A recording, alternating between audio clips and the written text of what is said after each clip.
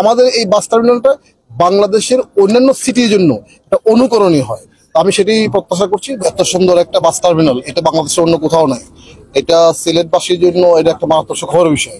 তো এখানে কিছু সমস্যা আমরা দেখতে পেয়েছি। প্রথমত হচ্ছে এর ভিতরে কিছু অবৈধ দোকান ছিল। তো আমরা আসার খবর পেয়ে কয়েকটা দোকান ভেঙে আজকে উঠে নেওয়া হয়েছে, আর বাকিদেরকে আগামী শনিবার পর্যন্ত সময় দেওয়া হয়েছে। শনিবারের পরে আমরা রোববার এখানে আসবো। যদি ওই সময় কোনো দোকানপাট থাকে সেটা আমার সরকারে আমরা ভেঙে দিব। এত সুন্দর একটা বাস টার্মিনাল কিন্তু অন্য কোথাও আমার দেখা জানা মতো কোথাও নেই। সুতরাং এই প্রতিষ্ঠানটা যারা বানিয়েছে তাদেরকে আমরা ধন্যবাদ জানাই বা বাস্তবায়ন করছে সিটি কর্পোরেশন, তাকে অবশ্যই ধন্যবাদ পাওয়ার যোগ্য। এবং আমরা আজকে সিটি কর্পোরেশন যৌথভাবে এখানে আসছি, কারণ এই বিষয়গুলো নিয়ে আমাদের গত আইন শৃঙ্খলা কমিটিতে আলোচনা হয়েছে যে এখানে এই বাস টার্মিনালে কিছু দোকান অবৈধ হয়ে গেছে। তো সেই অবৈধ দোকানগুলোকে আইডেন্টিফাই করার জন্য আজকে মূলত এখানে আসছিলাম।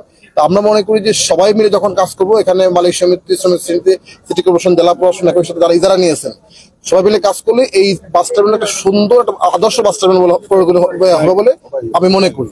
তো আমি সেটি আশা করছি যে সবাই মিলে দায়িত্ব পালন করবো, যাতে করে এই বাস টার্মিনাল এই সিলেটবাসীর জন্য একটা আদর্শ বাস টার্মিনাল হয় এবং আমাদের এই বাস টার্মিনালটা বাংলাদেশের অন্যান্য সিটির জন্য একটা অনুকরণীয় হয়।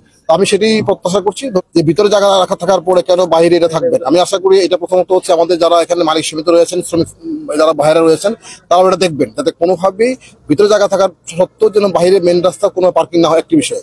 আর দ্বিতীয়ত হচ্ছে যে এখানে এখন যেটা হয়েছে, আসলে বাসের সংখ্যা একটু বেড়েছে, সবগুলো বাসকে হয়তো পুরোপুরি অ্যাকোমোডেট করা যায় না, সেটা আমরা খেয়াল করছি যে আসলে ভিতর পক্ষে ব্যবস্থা করা যায়। এটা তো অনুরোধ থাকবে যেটা, সেটা হলো যখন জায়গা থাকবে ভিতরে অবশ্যই যেন তারা ভিতরে পার্কিং করে, কোনোভাবে যেন বাইরে পার্কিং করে যানজট তৈরি না করে, জনগণের চলাচল অসুবিধা তৈরি না করে। আমরা আশা করছি সবাই মিলে এখানে যারা দায়িত্ব পালন করেন বা যারা ব্যবহার করেন তারা কিন্তু খুব গুরুত্বপূর্ণ, কারণ এখানে প্রতিদিন এসে কিন্তু আমাদের পক্ষে দেখা সম্ভব না। এখানে যারা সার্বক্ষণিক দায়িত্বে থাকেন আমরা আশা করি তারা দায়িত্ব পালন করবেন এবং নিজের বিবেকের কাছ থেকে দায়িত্ব পালন করবেন, যারা এত সুন্দর একটা জিনিস আমাদেরকে সরকার বানিয়ে দিয়েছে সেটা আমরা সঠিকভাবে ব্যবহার করি, যাতে করে মানুষের কোনো কষ্ট না হয় বা মানুষজন যেন এটা সুফল পায়।